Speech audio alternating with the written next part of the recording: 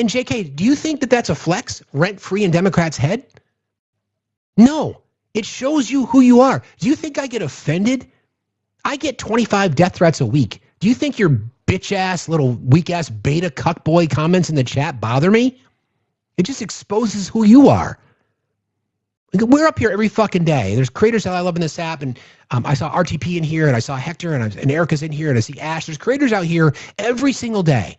They're trying to remind you that, listen, the things that we support would benefit you too, would make your life better. You don't have to lean in on cruelty. You don't have to lean in on intentionally harming people. You don't. It's unnecessary. You don't need to do it. You've made a choice. You have made that choice. We're all walking down the road together. We all faced with the crossroads, right? Gonna sell your soul. Devil went down to Georgia. You're gonna walk down the road. You've got a choice. You can say, okay, I can either go where there are people that want to provide healthcare, food, tax breaks for the middle class, job opportunities, basic, universal basic income, safety. There's that path, right? There's that path. Due process, law and order, not allowing corporations to prey on us anymore. Or there's the other way, blowing up boats in the Caribbean because you get off and brown people being harmed, celebrating ICE, detaining American citizens, dragging people out of their car without due process, propping up corporations, denying due process, taking away rights for women, celebrating the trans community being diminished even more than they already are in our society, celebrating black and brown people suffering, every marginalized community under your thumb. You're getting off on that shit. What choice do you want to make? It's pretty clear to me. Pretty fucking clear to me. You guys always take the path of the inflicting the most harm on people. You know who I want to harm? No one. I vote so that you can have health care. I vote so that your kids can have a brighter future. I vote so that you're not getting ripped off by the same corporations that you're propping up. And we're the ones that are a threat? We're the ones that are seditious? We're the ones that are a criminal organization? All you beta cucks are the biggest fucking pussy-ass bitches I've ever seen. The things that you claim to stand for, it's disgusting. It's truly disgusting. See what I mean? This is what I'm talking about. Matthew Bush, do you think I give a shit about your weak-ass comment? You see what I mean? That's your defense, Matthew Bush. That's your defense. This guy is being paid to sit up here and lie. What have I lied about? Am I in your head, Matthew? Do you not like being called out for the despicable human that you are? Do you not like it? Probably not, right? I wouldn't either.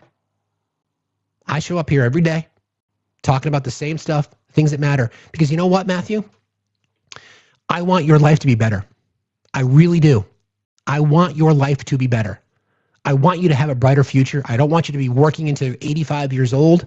I don't want you being ripped off by the corporate daddies that you support.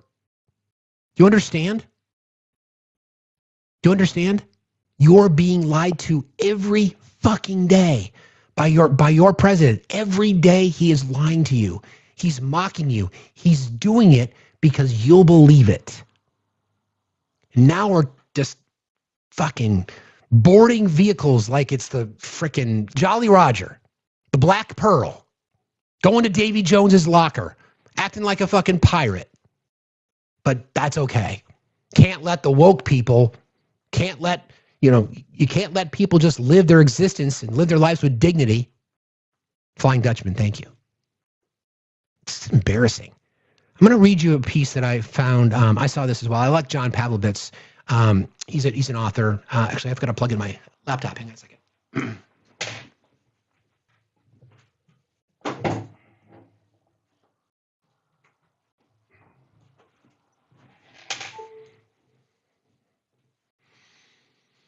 And this is going to, what I'm going to read to you is an article that he posted on Substack, and it speaks to exactly what we're talking about right now and what we've been talking about. The title of the article is We Can't Change These Hateful People, America. We have to outnumber them. It's time to stop beating this one. America, it's not going anywhere. These people cannot be helped. We've tried for 10 years now. We've tried to understand them. We've tried to listen to them. We've given them the benefit of the doubt. We've tried to assign motive to them, not to speculate as to why they voted the way they voted, not to believe that they consented to every cruel thing their vote birthed and has enabled. We've tried not to caricaturize them, not to make them into one-dimensional stereotypes, not to treat them as some fictional other whose presence posed a threat. We've tried appealing to their sense of decency, to their capacity for compassion, to their faith in Jesus. We've quietly endured thousands of their racist outbursts and their homophobic rants on social media, at neighborhood picnic tables, and across the Thanksgiving dinner table, in the hopes that we could find some vulnerable place beneath their fear to access later. We've tried buoying their pep talks and firm tough love and expressions of kindness and straight talking challenge and attempts at affirmation. We've tried discussing theology, sharing stories of oppressed communities, offering facts in the face of a million lies generated by their president, and reminding them of the lessons history has already taught us about the steep slope we're currently sliding precipitously down. They have all failed to reach fertile ground. Nothing has worked. It's been fruitless. I think it's time to stop saying that we need to understand these people. We do understand them. We understand that they have dug in their heels so deeply they will not be moved by anything, not facts or data or truth or their own eyes. We understand that there's no political scandal massive enough, no post reckless enough, no legislation predatory enough to alter their allegiance. We understand that the past 10 years of viciousness and cruelty and ineptitude haven't tempered their passions, instead ignited them. We understand that the image of an angry white American male God is so burned into their brains that they see no conflict with a religion devoid of love or a world absent of diversity or a theology made of malice. We understand that infidelity, dishonesty, obscenity, and cruelty are no longer liabilities in those who lead them. We understand that the Fox News poison has so fully circulated through their system that their truth is no longer necessary. We understand that white supremacists in the cabinet and Russian infiltration in our elections and children separated from their parents are all acceptable collateral to winning, whatever that means to them. We understand that their capacity to rationalize away human rights atrocities now borders on complete delusion. People have warned that we should treat these people with kid gloves, that explicitly expressing anger or pointing out criminality or vocally opposing injustice right now will only drive them deeper into their entrenched positions. That's a fairly dire assessment if true. If adults that fragile in the face of reality, that thin-skinned, that willing to deny country and humanity to retain their cultic allegiances, the rest of us aren't saddled with appeasing them and, in this person's opinion, shouldn't try to. We don't come to this understanding with any joy or self-satisfaction. We come to it with sober despair and the deepest grief because we know, practically speaking, that right now they are unreachable. It's one thing to have held out hope for them 2 election cycles ago.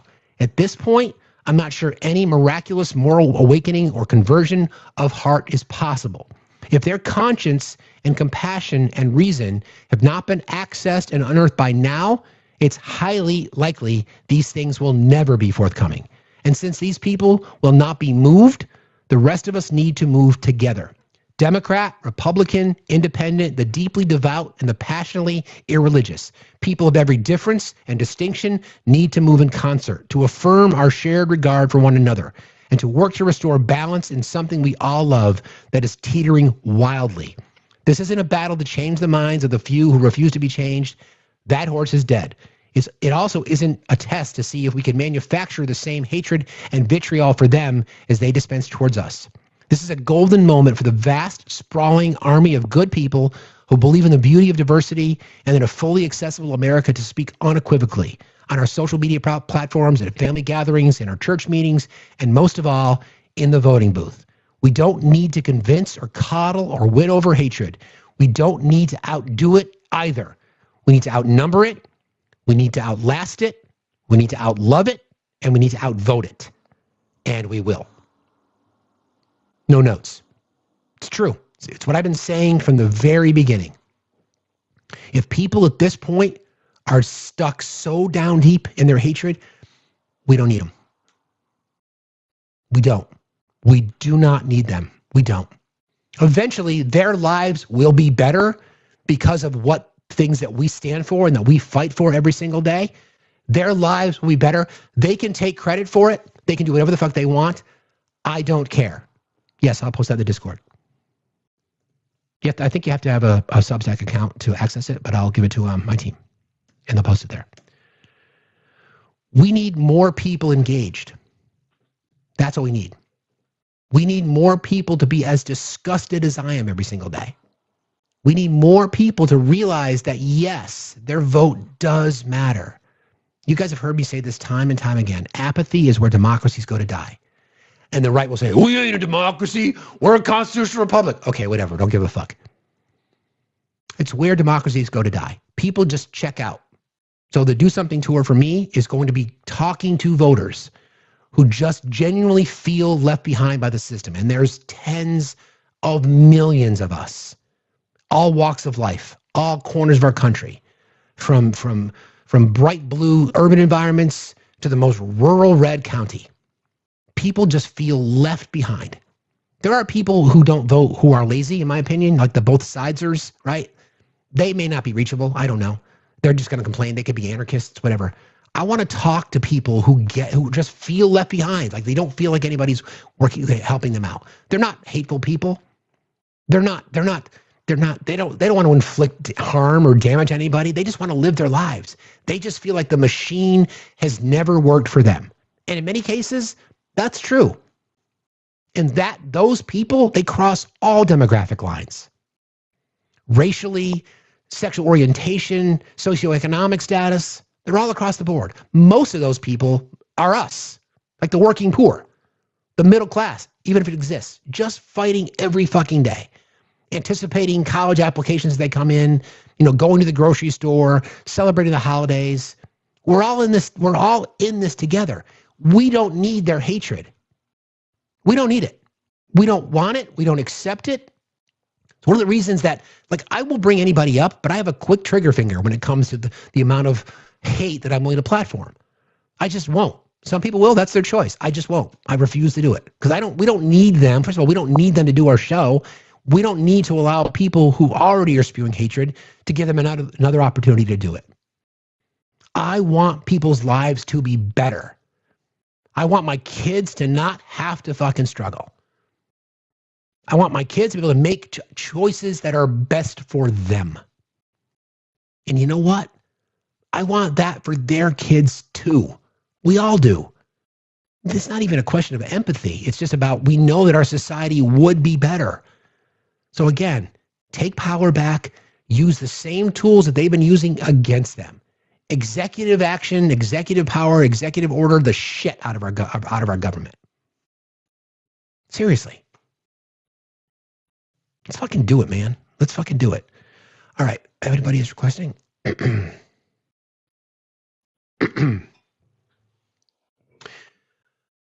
I did not recognize that account. How are you? Oh, good morning, Steve. Looking lovely in that sweater. That color looks great on you.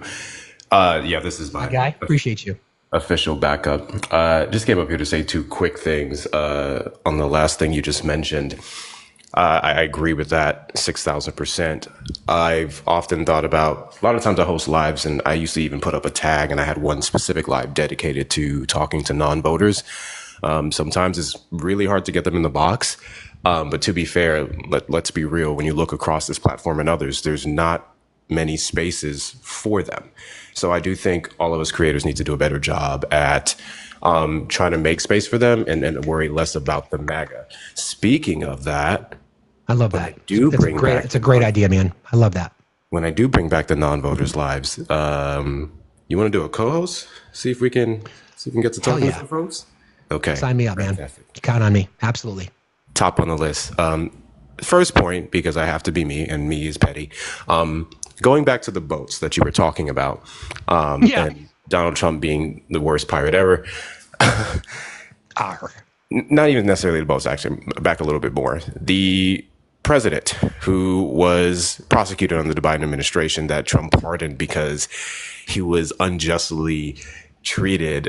Same thing coming from the Republicans, from his MAGA nuts. They're all saying that Trump did this because he was prosecuted too heavily. And I think that's really funny how they bend themselves into pretzels. doing this stuff, because on one hand, Sleepy Joe is the most incompetent person ever who was soft on crime. On the other, Right.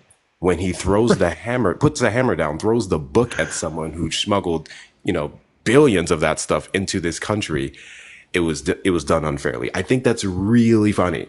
That's super funny. I want to hear more people point out that contradiction. When he does prosecute criminals, it's done unfairly. And I'm really curious to see what Trump gets out of this. Same thing with China. Like I talked earlier this show about the NVIDIA deal, giving China access to NVIDIA chips, right? Apparently I thought China was a threat, Hector, because the Biden administration, China Joe, they levied hard sanctions against China for things like this. But apparently China's not a threat anymore. I guess we don't have to worry. It's good to know. Yeah, China's not a threat. TikTok's no longer a threat. This person's not a threat. No one's a threat anymore when Trump needs them. No. It's ridiculous. But on that note, I appreciate you letting me up. Y'all already know what I'm about to do next. Tap the screen, share the live. Let's knock down this goal. Otherwise, you will not hear this sweet voice anymore. I'm going to save all my DMs, all my sweet voice messages for Facts DMs. I'm going to need you guys to take care of this shit, okay? Do all the good things. Love you, brother. Catch you later. I love you, man. Talk to you later. See you later. Take care. There you go. The die has been cast, right? Like I said, I got my mods have sat up at attention. I appreciate you, friend. He's right, though, right? I mean, I think it's a great call to do a live dedicated to non-voters. I love that idea. I've done that a few times, but it's been a while, right? We, to cover the news is necessary, right? And we will, and we do, and we are. But yeah, I think it's 90 million people. Don't quote me on that, but I think that's around the number. 90 million people who are registered who did not vote in the last election. 90 million. That voting block in and of itself is bigger than any group of people that voted for Trump or for Kamala. So there are more people inactive in our system than are active. And we know that. Thank you, Erica. And we know that, right? It's crazy. I think that's the number. That's the number that seems stuck in my head. And I, like I said, I look at them in two separate categories. It's the people that are the two wings of the same bird, two sides of the same coin. I think they're just fucking lazy. Quite frankly, I just think that they're lazy people who will complain about everything, who claim to be activists, who claim to be this, who claim to be that, but they just don't show up. They're excuse makers. Then there's the rest. And those are the people that we need to be talking to, because we don't need people who've got so much hatred in their heart that they'll celebrate suffering. People in these spaces literally wearing hoods on a live. Okay? We don't need them.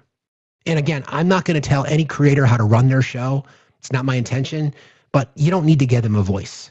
You don't. You want to talk to somebody? Like we had a conversation yesterday about the criminal justice system, and it wasn't hate-filled. It was nonsense, but it wasn't hate-filled. It was just people not understanding. People just, and I missed the opportunity to remind that person about Hunter Biden's case. He was tried under the Biden administration, convicted by a jury in Delaware, where he grew up, right? So anyway, thanks for that reminder, Hector. Yes, you can count on me. Thank you to Jolie. Jolie campaigned to keep Hector's voice. Okay. Savage Mom said, for the Hector surprise. Uh-oh. Yeah, see, the die has been cast. What else have we got? Thank you, Stacy, for your $10. Stacy said, because Hector said so. See the power you have, my friend? See the power? All right, two more other things here today. I might have to end a little bit early, as I got an email before we started the show today from a client, so I might have to drop like suddenly. I don't know yet, but I may have to do that. Okay, a few other things. Again, back to that infamous, whatever you want to call it, rally, I don't know. Jessica Tarloff doing the work as they're still trying to address the affordability issue. The administration, let me play a little sound before that, because it's this contradiction. During the last campaign, I mentioned this to you guys, it was effective.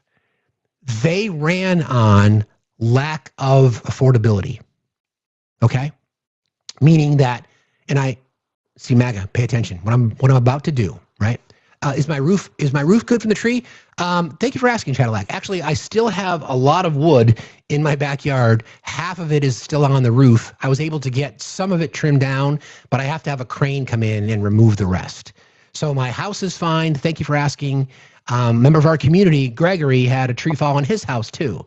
Interesting. There's only a few of us dudes in our mod chat. In over the last few days, all of our wood has gotten involved. Samsung. Yeah, I used the wrong button. But yes, a lot of discussion about our wood in our mod chat. But thank you for asking. Anyway, during the last presidential campaign, the Biden administration failed miserably to message properly around affordability. And this is an example of how you be critical of your elected officials, MAGA, okay? What they did not do is connect the dots. We saw inflation peak at 9%. We saw inflation drop to around 3% when he left office, right? Prices were still going up. People were still feeling it at the pump. People were still feeling it at the grocery store. Don't forget, we were fighting through supply chain issues, all these kinds of things. As the economy recovered, and it did, the economy did recover, right? Thank you. The economy did recover. We recovered faster than any nation on earth. It's irrelevant. At the macro side, sure, but it's irrelevant. It didn't resonate with people sitting across the kitchen table, looking at their empty shelves, looking at their empty cupboards, and realizing they don't have enough money to pay their bills. Okay? The Trump administration has not learned the lesson because they're doing the exact same thing, but worse, because they are flat out lying to their voters that the prices are telling them the prices are coming down. So this is a little montage put together. This is the statements from last year when he was campaigning, and the statements now. Here you go. Prices have skyrocketed. How can a family afford that? So when I win, I will immediately bring prices down. There's this fake narrative that the Democrats talk about, affordability. They just say the word. It doesn't mean anything to anybody. Just say it. Affordability. The word affordability is a con job by the Democrats. The word affordability is a Democrat scam. You've never actually set foot in a supermarket, have you? So Mickey, I just sent you an invitation because I have a question for you. I'm just really curious about something. So maybe you can just accept my invite and come up and talk to me. Why not just take a cue from the successful and, in theory, campaign winning strategy that you used last year? It's because you're a weak ass malignant narcissist and you can't take any criticism at all. So instead, you will just lie to people. You're going out there telling people that you give the economy an A+ grade, that affordability is a hoax. How can affordability be a hoax? See, and just some of the comments from people in the chat this morning seem to be, it's working. It's working because you guys are actually believing it. I'll remind you again, I had a conversation, this is real, a few weeks back. I asked somebody if the inflation rate went from 3% to 2.5%. And I said, what happens to prices? And this person said, prices go down. No, that's not what happens. Prices don't go down. They just go up at a slower rate. Anyway, good morning, Rant Man. How are you, my friend? Looking dapper in that green sweater.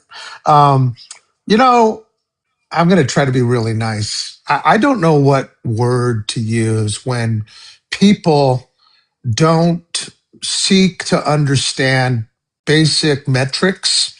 And when somebody can just go through life as a so-called leader and throw shit on the wall, and he knows or she knows that it's going to be accepted without any kind of resistance, that's a utopian nightmare existence that I don't think anybody could ever have. Nobody could think they could go through life, run things into the ground, and then as the president of a nation, just throw out weak ass little deflectors like, oh, it's fake. Oh, it's a hoax. Oh, those are the kind of people we cohabitate this planet with. Those people have voting power. Those people buy that shit up. And even when it's right in front of their face, say it's fake. That's what's so frustrating about the time we're living in. And I don't know how we make people, again, I don't want to be extra mean, literate, rely on evidence, parse information. I mean, like you just said, the Democratic Party, the DNC, had, if you couldn't beat a twice convicted felon, a failure, a person that went the first time around and tried to overthrow our country, then there's something incredibly wrong with the DNC. And we better get our shit together if we're going to be able to have a legitimate election. And the midterms, I hope, go our way, but we got to message better. We have got to message better, period. Full Yeah, stop. I would also connect, racism and misogyny to one of the reasons why, one of the two main reasons why Kamala lost, for sure. But yeah, I mean, I want to be careful because it's not that the Democratic Party doesn't message properly. It's just not consistent and it doesn't resonate. Like, I'll drop you down. Thanks for being here, Raymond. I appreciate you. Have a good one. The explanation the explanation I'll give you is this. Discussing human rights from a campaign perspective is boring. It's boring. We know it's important. It's just, it doesn't resonate. I went through this. We talked about this before. Talked about this just the other day. We talked about how it needs to be simplified. It needs to be clear. It needs to be concise, and it needs to be memorable. Effective right-wing strategy for years has been fuck Joe Biden, stop the steal, lock her up, America first. All these little things, they resonate. They connect. Some of the best marketing campaigns of all time. Be like Mike, just do it. All these things, it's been studied. This is an exercise, right? That's what the right's been really, really good at. So you can do the same thing coming from the left, and then as you get the attention, right, of your voters or potential voters, then you can explain more. Then you get it into the elevator pitch. Affordability, safety, security. Or what did I talk about? Affordability, safety, I forget the other one. Freedom, those three. Affordability, safety, and freedom. So what do you mean by that? Well, we're working on going after corporate capitalists who are ripping you off by passing legislation to avoid price gouging and to criminalize it. What do you mean by safety? Well, we're investing in community policing. We want to change our criminal justice system so that we've got police officers and or law enforcement officials who are trained and or supported by mental health professionals so we can address crime at its source. And then freedom. We want to expand rights for everyone. We want to expand rights to marginalized communities. We want to expand rights for women. We want to expand rights for the working poor. We want to expand rights for educators. Those kinds of things. So then you talk about it in terms of simplistic measurements so that people can grab onto it. And then when you go to rallies, you have signs behind you. Affordability, freedom, safety. Those things resonate with people. I want somebody who makes my life more affordable. I want somebody who stands for my freedom. I want somebody who stands for my safety and safety of my family. That's a winning strategy. Question is, do we have the right messengers? I think we do. I think the bench is pretty strong. And will status quo Democrats at the DNC finally fucking start to listen to the left and their party? The leaders in the Democratic Party right now, in my opinion, are Bernie, are AOC, and Jasmine Crockett. And not Jasmine just yet. I think she can get there. Zohran Mamdani. Those three people, Mamdani, AOC, and Bernie. And what do they talk about? Think about the things that they talk about. Healthcare, affordability, changing criminal justice.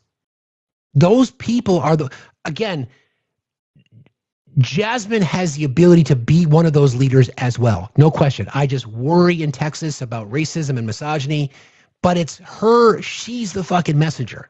I wish Jasmine were a bit more progressive. I'd like to see her shift that way a little bit more. I'm not saying not Jasmine. I think she absolutely can be. But I'm just strictly from a policy perspective is what I'm talking about. Because her policies don't necessarily align yet with democratic socialist policies and or the progressive wing of the party. She's getting there. She hasn't been doing this very long. She's getting there. But she's the right messenger. She's the right messenger. Imagine her as the mouthpiece for progressive politics. Crazy. It's crazy. That would be a fucking win. That would be a win. So we'll see. But that's where the Democratic Party's got a lot of growing up to do. Stop listening to Chuck Schumer. I don't want to read any more strongly worded letters. I really don't. I want people who are fighters. I want people who will burn shit. I have become. I try to categorize myself as I'm a progressive. I'm a registered progressive in the state of Vermont because we have a strong political party up here, the Progressive Party. In fact, it is the dominant party currently in our state house. I'm fortunate about that, right? Yeah, you're right. Exactly, Hector. That's the one. You're right. It's the most progressive stance she's had. You're absolutely right. And that's not even really progressive anymore, sadly. The fact that we're talking about healthcare for all as being progressive, it used to be radicalized, but we've got to stop looking for leaders and let people lead. I don't want to anoint somebody as a leader. I want people to lead. We don't need to put the finishing touches on it now. We just have to start talking about it and holding people accountable, right? I want change. So for me, I'm pragmatic because I understand that in our system, we've got to get more people involved so that we can get more progressive candidates elected and then more progressive change to our government. But I've become a bit nihilistic, to be honest. Like I want to rip the shit apart. I want to do what the right did. The way in which they did it is effective because it puts pressure on the courts. It puts pressure on state legislatures. But I want to do it to help people, not to harm people. I want to do it to change our society for the better, not for the worse. That's going to take guts. We need leaders to do that, right? Okay. Thank you for letting me get up in that bandwagon. All right, a few more things, and then I do have to wrap at like 11:30 today. Since we're talking about healthcare, this is the president again being asked about healthcare. You know, the more and more I hear him recently, the more he has no idea what's going on. He's just wandering around the White House. You know, it's just in the middle of the night.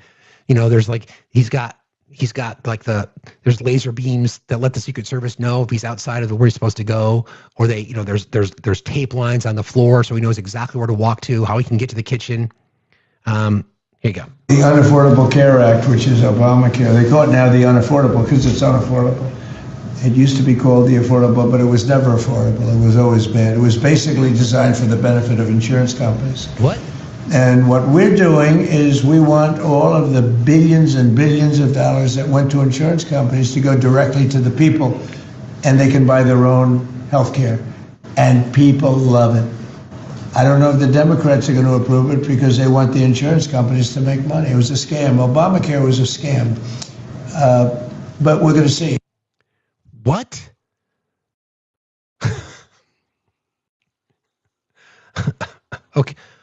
Okay, Grandpa. No problem. You do you, boo. So this is again Jessica Tarloff, right? Well, let me play this sound first because I think this is appropriate now because again the grade that he gives himself. So like imagine going through your life, and being like, you know, like we always talk about, you know, dudes who talk about the size of the wrench have a tiny wrench. So he's talking about the economy. So this is projection. This is you're asked a question and this is your answer. I talk about the economy, sir, here at home, and I wonder what grade you would give A plus. A plus. Yeah, A plus. Well, it's interesting. If you had just stopped at A, sir, you know, if you had just stopped at A, if you just said, I give it an A, and then they'll ask a question. But when you say A plus, what do you think that's doing? Do you think that that's telling people that it's better than an A? I mean, don't forget, sir, you told people that you were going to lower drug prices by 1,500%. That's not possible. Prices can go up by large amounts, but they can't drop by that same amount. You can't lower the price of something 1,500%. Doesn't work like that. So again, why would you do A plus? Did you not get stickers on your homework assignments when you were little? When you were asked the question, you know, identify these animals, and you said person, woman, man, camera, TV. Oh, wait, that was just a few years ago. Right. So did you not get your sticker? Did your mom and dad not put your homework on the refrigerator? I still have stuff from my kids who are in middle school on my fridge because I'm a sentimentalist like that. But so then Jessica Tarloff doing what she does on Fox in the Lion's Den, addressing it. And she's right about this shit. She's still doing the fight, and give her credit. Historically speaking, the midterms are going to go against the president. The question is, how big is that margin going to be?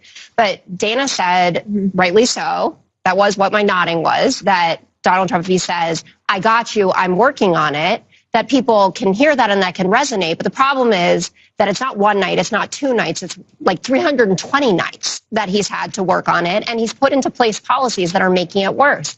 And last night's rally, I understand it's all going to be chopped up, and that's how people are going to consume it. But it is basically an in-kind contribution to the Democrats. The midterm ads will be full of Donald Trump from last night, saying you can give up pencils. You don't need that many.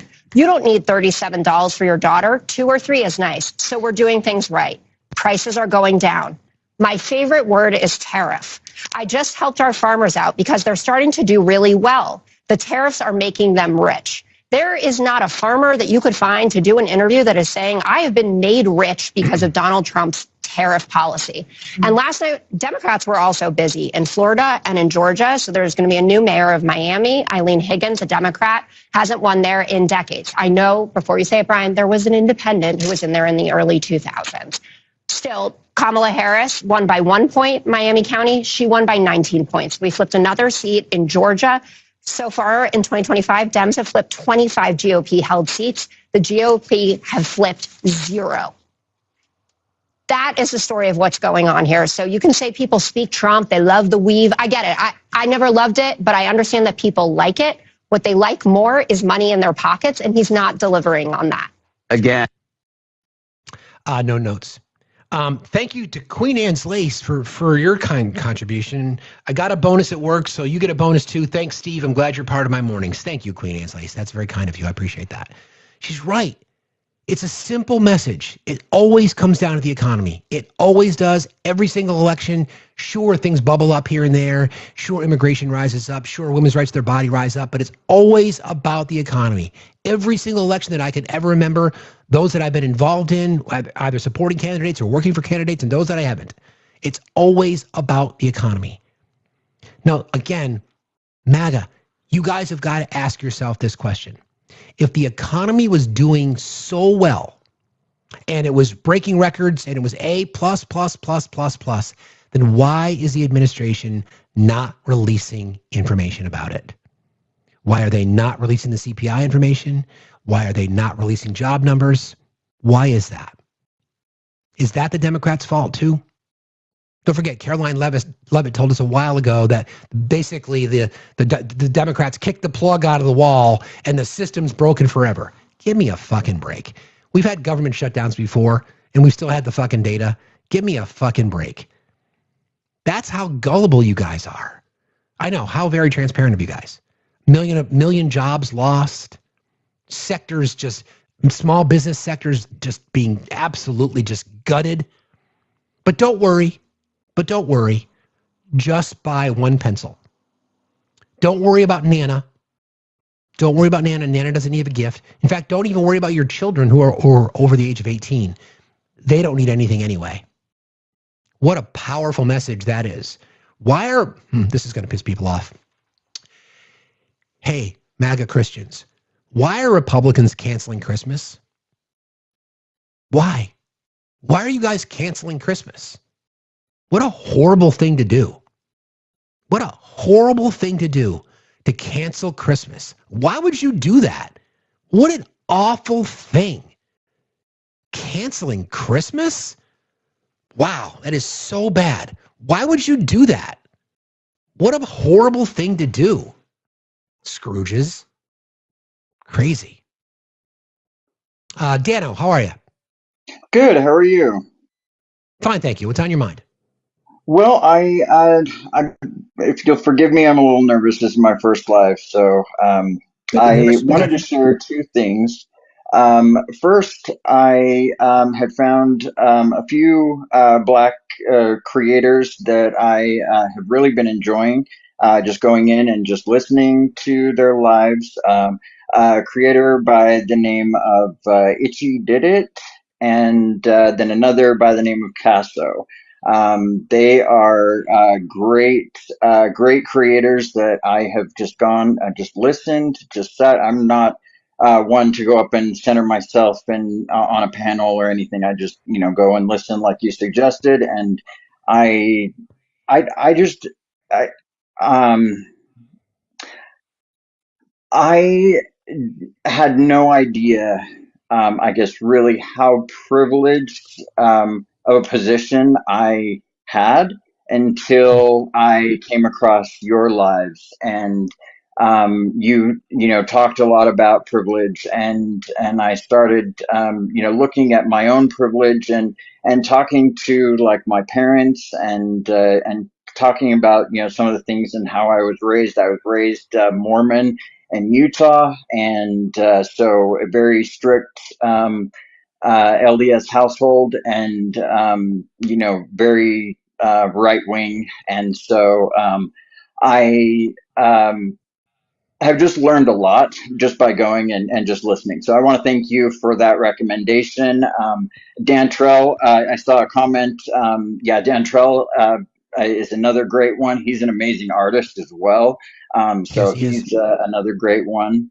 And then the second thing I wanted to share was uh, I was feeling kind of a little dejected this year with Thanksgiving and not really feeling a whole lot to be thankful for, and so I took your do something spirit to heart, and I talked to my wife, and we worked with another family, and we actually made two full Thanksgiving dinners on the Saturday after Thanksgiving, and we plated up on on plates 27 Thanksgiving dinners, and we saran wrapped them, and we took them all downtown to a nearby a park near downtown where I know a lot of unhoused tend to congregate, and I know I'm a recovering addict myself, and I have been in difficult times, so how um, I know how hard things can be, especially for those that are struggling with substance addiction.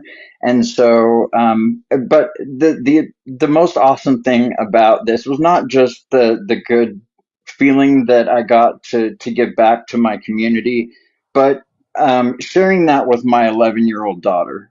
She is very much, a new teenager and very much into the worldly things. And I'm trying to kind of break her of that and help her with understanding that what we have is a lot, and a lot of people don't have similar that a lot of people don't have what we have, and so we can do our part for our community by giving back, and seeing her, like, she was so happy running all over that parking lot trying to find people. Hey, are you guys ready for Thanksgiving dinner? Did you guys have Thanksgiving? And she was just so excited, and that um that was more that provided me more of an experience to be thankful for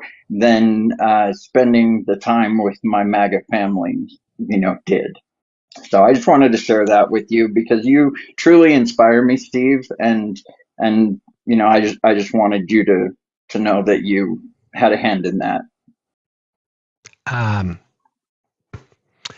Thank you, Dano. Thank you for doing that. I thank you for doing that. I really appreciate that. It's a great story. It will resonate. Your kid will never forget it, and obviously neither will you. Thank you for sharing that story with us. I really appreciate it, and thank you for being here. Yeah, Thank you. thank you. Yeah, have a good You day. got it. You too.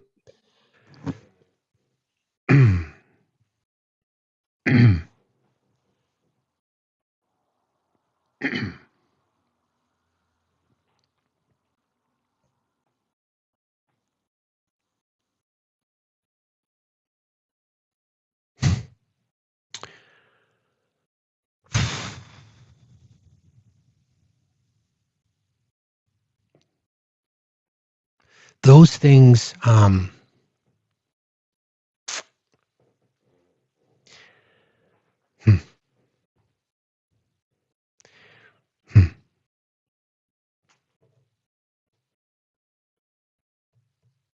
Those things are the reason, those conversations and those stories are exactly why we do this. Exactly why we do this. Dano, take your flowers too.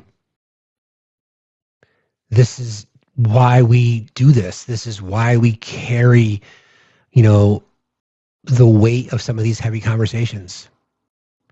This is why our community is so loyal and so dedicated and so driven. I can't thank you enough, Dano, for allowing us to influence some of the decisions that you've made. Like we talked about before, about just finding, Black creators in particular, women creators in particular, members of marginalized communities that are creators, and as a white privileged man, just going into their lives, not commenting, not centering yourself, just sitting there and listening. And exactly what I would hope would happen to you, right? You realize that you've got this privilege that you didn't ask for, that you were just born into. You didn't ask for it. You're born into it, and a recognition that you've realized that. And then it turned into you just doing something, the ultimate something. You made a decision to feed people, and look what that did to your daughter. Because that's the stuff that your kids will remember. My children and I, we talk about these things that we used to do at house shelters before. And we do something now around Christmas because it involves other families. We've been doing this for a long time. We'll do it again. We do stuff throughout the year too, but that's not the point. The point is that memory that was created with your kid, God damn, that shit is just why I do this every day. I think that's a great place to end, to be honest. Dano, thank you for sharing your story. And thank you for, I'm getting better at taking my flowers. I'll take them. Okay, just a quick programming note. We are, hold on. Give me a second.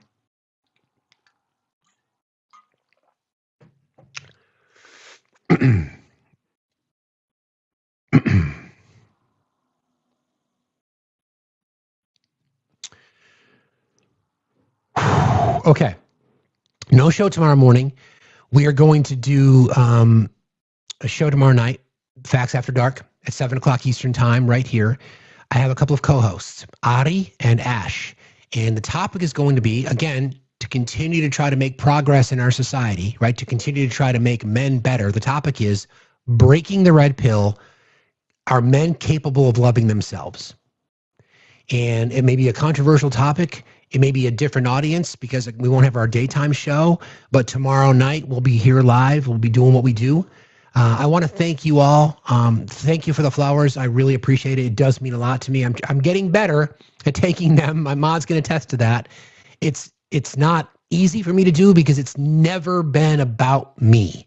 It's never been about that. It's not, when I talk about going out on the road, when I bring up the topic of do something, it's not, I've got a privilege. I'm a privileged white man in America. I've got a platform that brings in a couple thousand people every single day. I want to use that privilege. And if I can have one person share that story that Dano shared, then it's all worth it. Then the death threats are worth it. Then all the crazy chaos, then all the horrible people that speak out every once in a while, all of it's fucking worth it. So thank you for that, Dano. Please take your flowers. Mods, I fucking love you guys. Chat, you guys are the absolute best. Who are we going to raid? Who's out there live right now? Damn. Is Danny live? Or is Ash live? If Ash is live, is Danny live? Go raid Danny. Everybody go raid Danny. We love Danny. She's great. Tell her we said hello. And we'll see you tomorrow night, 7 p.m. Eastern time, right here. Everybody, please come back. I love you guys. Do